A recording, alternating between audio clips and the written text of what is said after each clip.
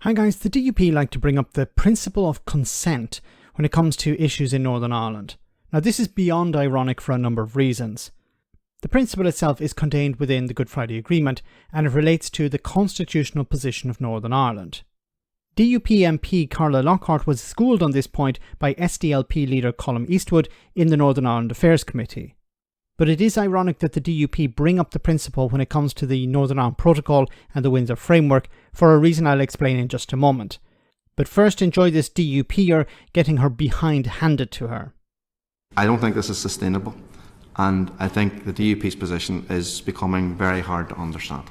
Surely the consent principle is being undermined when you want to push the views of the unionist community. In fact, all unionist MLAs, all unionist parties do not agree with the imposition of the protocol. That's not what the consent principle is about. No. So, because I've heard this said by DUP representatives and the DUP leader that the consent principle is somehow about everybody agreeing with everything. It's not what it's about. Because I want to put this on record, the consent principle is fairly basic and fairly simple. It was a unionist demand for decades.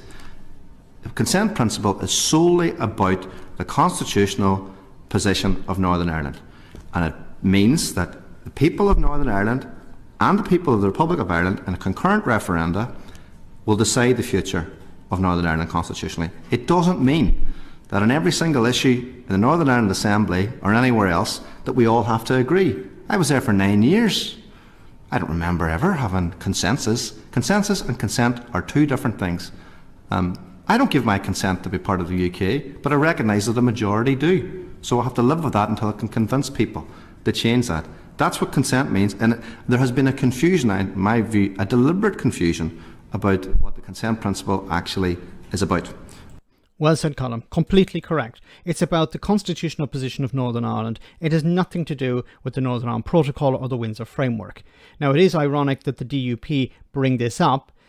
They know it's related to it comes from the Good Friday Agreement. The Good Friday Agreement that they refused to endorse back in 1998 and later, after a number of years, decided actually we're going to back it because it benefits us politically.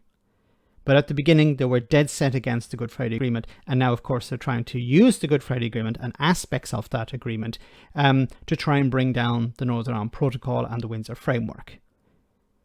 But he's completely correct. This has nothing to do with the Windsor Framework or the Protocol because they are implemented by Westminster.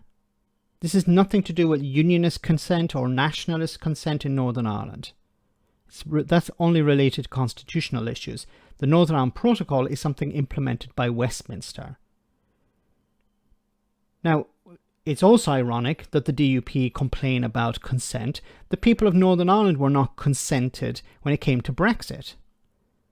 You know, whenever I or other people bring up the issue of, well, you know, the people of Northern Ireland were not taken into account when it came to their, you know, Northern Ireland as a bloc voted against Brexit. The main parties in Northern Ireland, the majority of them are against Brexit. Where is the consent there? No, the DUP's response is it's nothing to do with Northern Ireland. It's a UK-wide vote. So the people of Northern Ireland, the parties in Northern Ireland didn't need to be consented when it came to implementing Brexit. The UK government decided they were in the driving seat.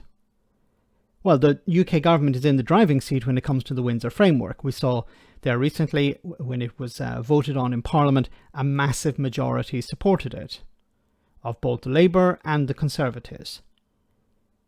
The DUP were able to vote as well in Parliament, but they weren't able to stop it. You know, it was the consent of Parliament.